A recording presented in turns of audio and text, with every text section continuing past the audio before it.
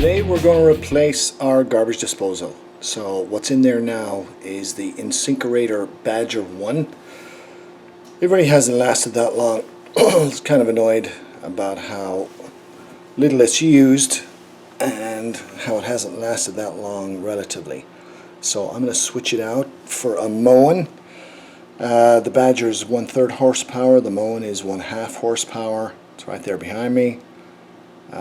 The Moen also threatens to be quieter, never a bad thing. This one is pretty straightforward, so I'm going to flip the camera around and show you some of the details.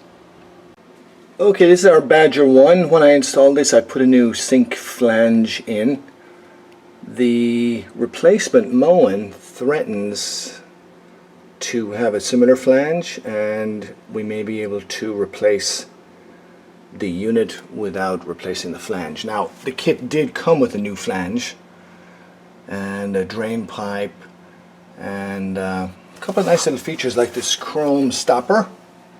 The one that came with the Insinkerator was plain black plastic, and then she has this little flapper here, drain thing. It's kind of a different design to the one the Insinkerator had. I'm not sure if it's going to make much of a difference in practical use, but that Moen trim ring sure is nice too. So if I had some plumber's putty, I would replace that as well, but for now I'm going to skip that. The Moen also came with a power cord, which the Insinkerator did not.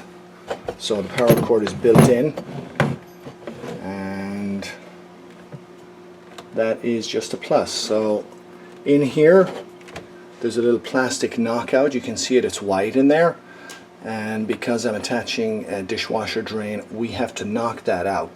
So they say to knock it out with something blunt so you don't damage anything. Don't use a screwdriver. It'll fall into the cavity in there, and we can just fish it out and get rid of it. So that's the first thing we're going to do. You can see how on the Badger we have the drain going in the side, and then just above that is our dishwasher hose. So we're going to reconnect that to this fitting here after we punch out that little plastic knockout. And again, that's only something you have to do if you're attaching a dishwasher hose, otherwise you can disregard. Here's the box it came in. Those are the contents. Some basic instructions, and there is a manual in there which is decent, and it happens to be this model, the Prep GX50c 1/2 horsepower, and like I said, it threatens on the advertising to be quiet. It's definitely thicker, it's a couple inches longer, so my guess is there's more insulation inside the box, so we're about to discover if that's the case or not. Okay, we're going to remove our disposer cord first. It's just a simple hose clamp. So we're going to loosen that and slide it back down the pipe. And sometimes these can be pretty tight.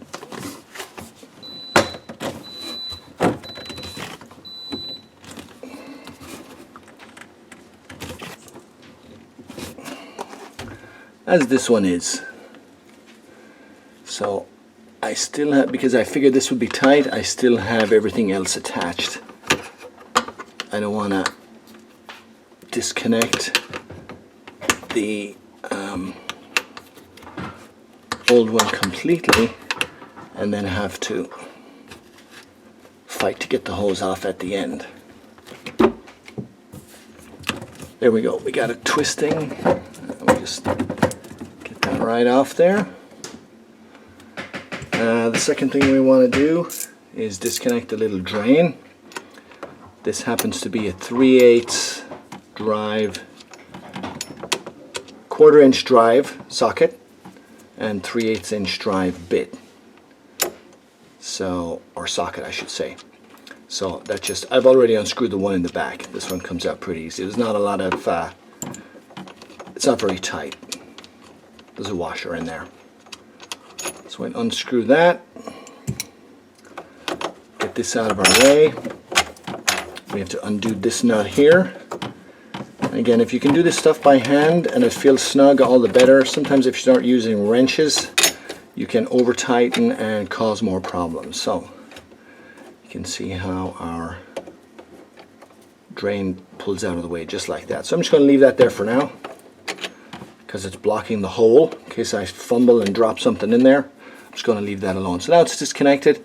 We just have to see if we can loosen it up top. So I'm going to move the camera over a little bit and let's see how well this goes. I have to support the weight as I try to unscrew this from the flange. So you've got these little doohickeys here, and the idea is that you turn these and then it unlocks and then pulls down just like that.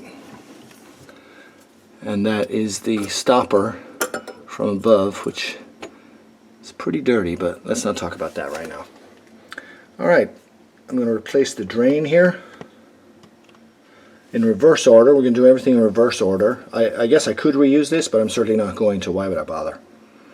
So this is going to come out. We're going to reuse this nut. So this has to come off. I'm going to clean this up first, take that off. We're going to reuse that on our new piece of pipe. And I'll come right back. Okay, I'm going to reconnect the little piece of drain that the new one came with. Remember, I salvaged these pieces off the old one. Oops, I'm doing it in the wrong order. Remember, the nut goes first, or you won't be able to tighten it. And this goes next. And then that sits in there, and the nut goes on. And then this is quite long, so there's a certain amount of adjustment you have. The new Moen going in is taller, but going by the dimensions online, the drain outlet is in a similar spot from the sink down, about 6 inches. Same on both. Now the Moen is a little bigger physically, so it's going to be a bit wider and also about 2 inches taller, which in my case doesn't matter. I have plenty of room. So let's see if we can get this sucker in there. So step number one is reattaching it under the sink. By the way, here's that little plastic piece that knocks out of the hole that you need to remove if you're attaching your dishwasher drain. So we got that out already. Okay, we got it in there. That was a little tricky. Because the thing kind of weighs a bit, you're trying to support the weight while you rotate the flange. So, handy dandy trick, I happen to have a bucket the right size.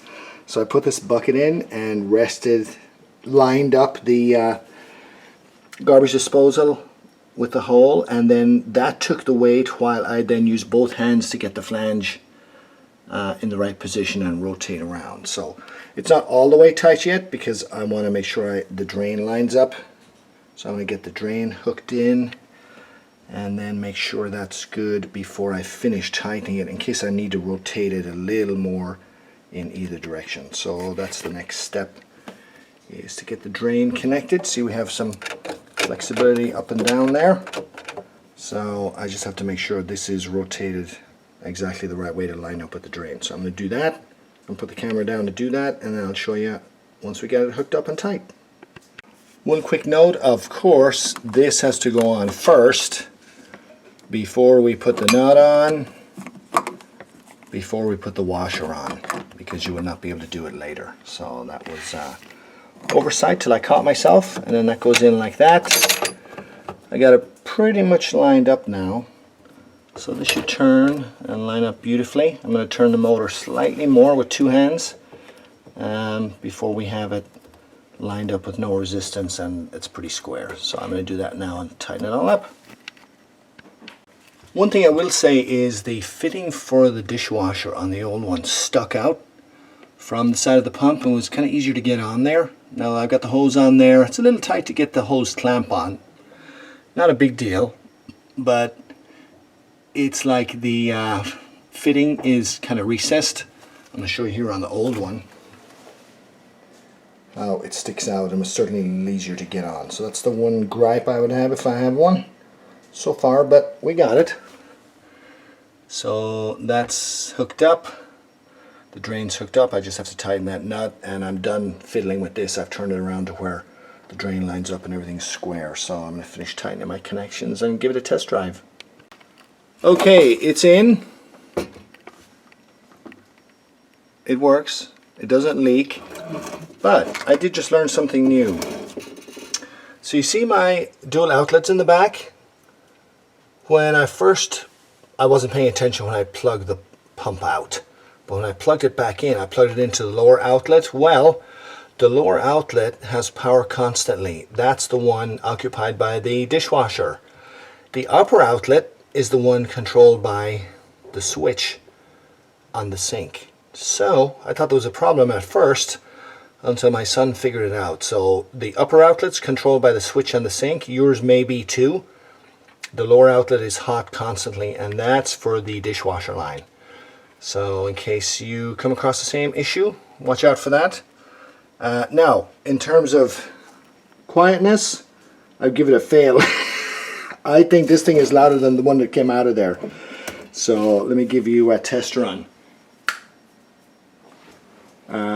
This is what it sounds like down here where the motor is. It's definitely quieter in the closet. So it is definitely quieter down in here. However, I think it's a lot noisier up here.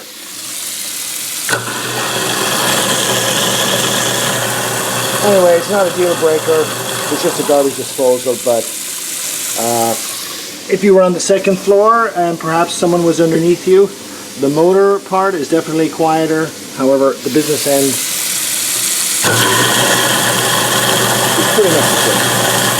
But again, I'm not worried about that. So, there we go. Thanks for tuning in.